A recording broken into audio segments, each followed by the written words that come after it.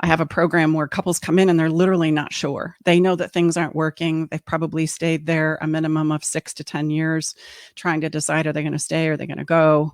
There's lots of things like kids and finances and religious, familia things that keep them together. But at the heart of the matter, everybody knows we're breaking down and everybody knows that we're falling apart.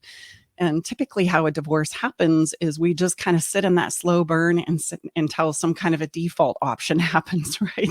There's some kind of a moment where we go, that's it. I'm not doing this anymore.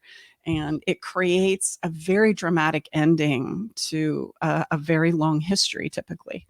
And then it goes into, we want to make each other pay. We're all struggling with a lot of emotional hurt and challenge. And so I just wanted to unravel that. I wanted to create a better way of going through this process and making that decision for couples. And so what I found in my program is that the relationship can still end in divorce or separation. But the way that it's handled, we don't wait for that default option to happen until that one last thing happens egregiously that we just can't take anymore. And it ends in this huge, crescendo. Instead, we can look through the parts and pieces and we can understand what I can bring to the table and what you can bring to the table.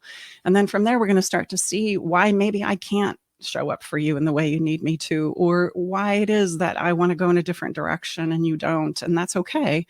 And so there's a place of completion there where we have the understanding about, oh, yay, I understand why it is we can make progress, or, oh, I see why we've been struggling for so long.